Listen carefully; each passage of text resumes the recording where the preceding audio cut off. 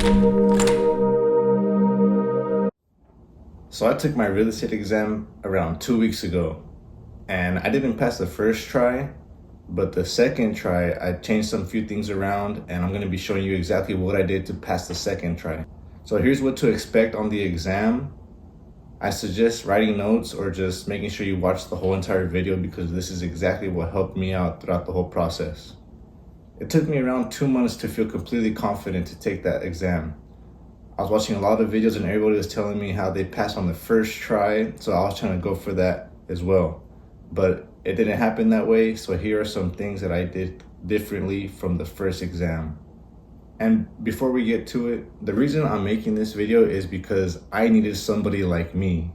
I was doing so much research and I couldn't find much. I was even going on TikTok, YouTube, everything you could possibly know.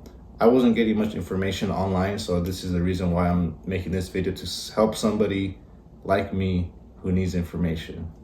I did try many courses and I'm gonna show you which ones did work for me and exactly what worked for me from those courses. So the difference between the salesperson and the broker's exam is 50 more questions are added to the broker's exam. So that's a little bit more to study. The broker's exam is very heavy on the supervision, fiduciary duties, legal compliance, and valuation analysis. I only relied on one source, and that's where I went wrong. There was a lot of information that was left out from that course, and had I tried at least one more course, I would have got a lot more information from there. When I took the first exam, I went in there with the most complete confidence thinking that I could pass because I was acing those practice exams.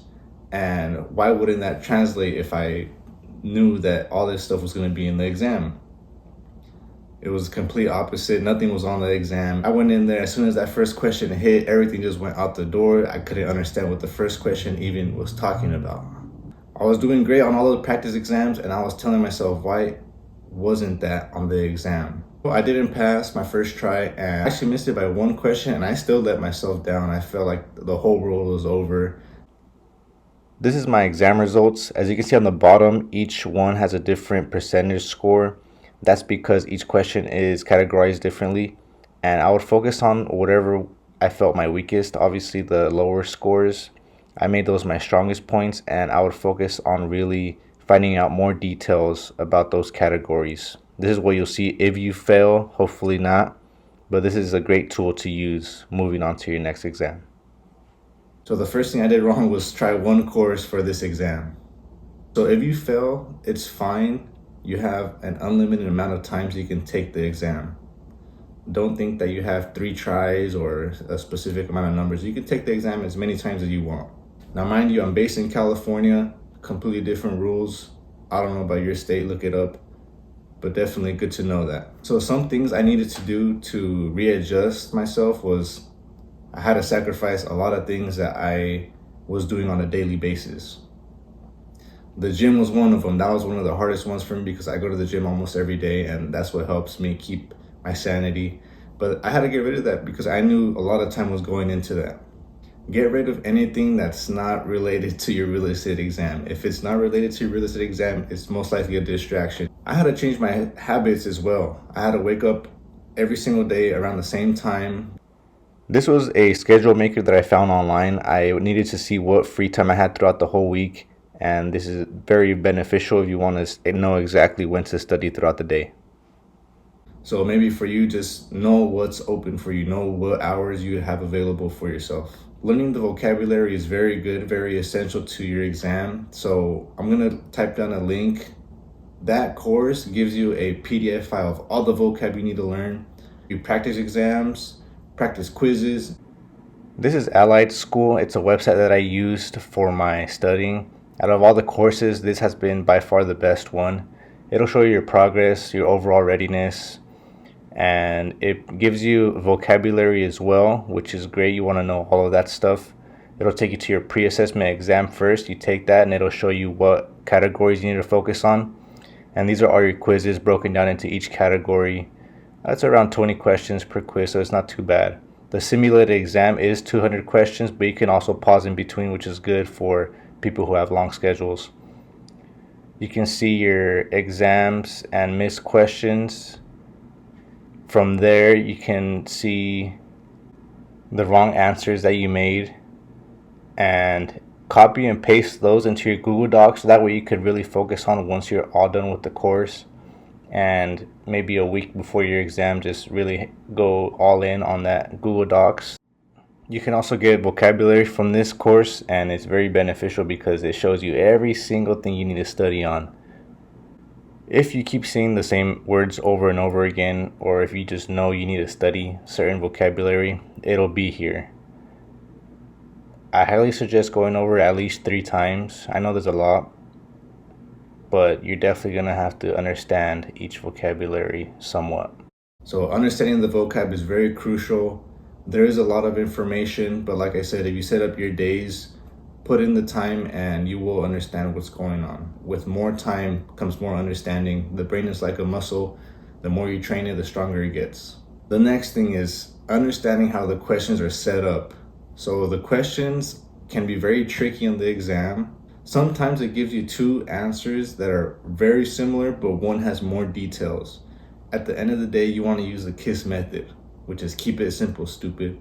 So my mindset had to completely change when I was studying for that next attempt, because I knew I had to make some changes just so I could pass. I wasn't going to do the same things because I didn't want the same results. So I limited all my distractions. What sucked the worst was the no music. Anything that will distract you, just throw it out the door. Also, use Google Docs to your advantage. Anything that you want to know more of, put it on Google Docs. This is the Google Docs that I used to study. I just copied and pasted from the course. Anything in red is something that I wanted to understand more of. And the highlighted stuff is what I needed to put more time into as well. This is what I used right before I went to my exam. It's not too much, but it's enough to understand more of what I need to know. So after my first attempt, I had to outsource. I had to use different resources. I had to really dig deep. And one of the things that helped me the most, which is also a free course, and I think the whole world is using it at this point, is ChatGPT. Boy, ChatGPT is my best friend right now, and without that, I probably couldn't have passed. So I took my score that I had for my first attempt, I took a picture of it, and I uploaded it on ChatGPT. ChatGPT broke it down to exactly what I needed to study and what I needed to emphasize more on. This is ChatGPT. I just started using this when I was studying for my exam. I would use it to my advantage because it's free. And I would type in the category that I would need more focus on, and it would give me more information. And I would see some things that I didn't even know about that category, and I would ask questions about it, and it would break it down to exactly how I can understand it better. What I liked about this was also the mock quizzes. It was able to give me certain questions that I needed to know more of, and it broke it down to why a certain answer is correct and why all the other answers were wrong. Also gives me some study tips. It's good to know those, and if you wanted to continue with your mock quizzes, you can ask for more questions. You can even make it as difficult as possible. Use ChatGPT to your advantage. That thing is going to be your best friend, and it's free. You don't have to buy the upgraded premium version. Use that to give you what you need to know more of. But mind you, I never passed the salesperson exam. I went straight for the broker's exam. I was able to get it because I went to school for real estate. Yes, I wanted to quit. I wanted to just drop everything down, give myself more of a rest, and I knew I wanted to pass, but at the same time, I knew I had a time frame. I wrote down the date that I wanted to pass, and that's what kept me going every single day. Make sure you write down your date. Make sure you're positive. Make sure you're cheering yourself on. Make sure you're eliminating any negative energy. No one's going to be there taking the exam for you. It's going to be you in that room, completely silent. Nobody else is going to know you. And please, please, please don't ever compare yourself to other people.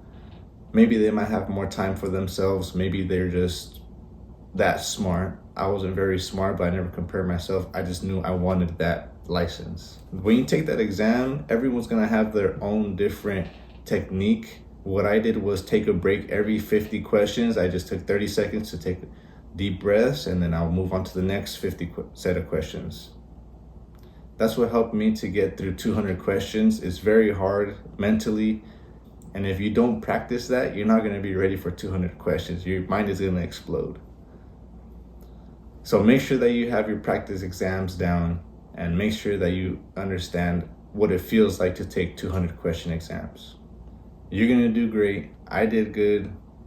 I promise you, you're a lot better than me. The only thing I did was just put in a lot of time. You have to make your adjustments in order to make sure that you have time to pass your exam. So any little time that you have, make sure that you're studying. Even while I was on my lunch break, I would be on my phone taking practice quizzes. Every little free time that I had, I used to study. That's how I made sure my brain captured everything I needed to know. You're gonna do great, and if you don't pass your first try, that's fine as well.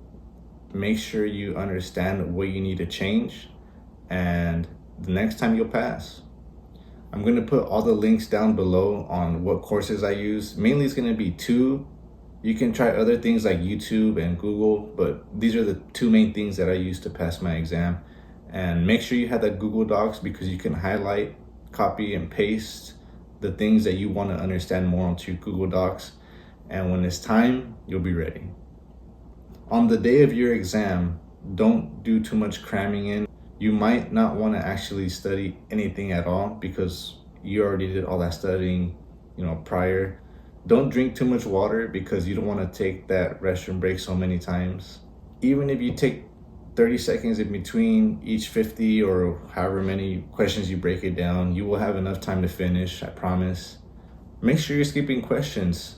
I went through that exam 3 times. So my first time, I went through it. I skipped anything that I didn't know.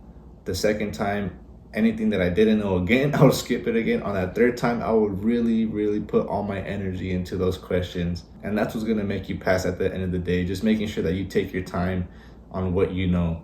And sometimes you will find the answer on different questions. You will find answers if you just keep going. Use the KISS method. Keep it simple, stupid, and skip questions. You will do great.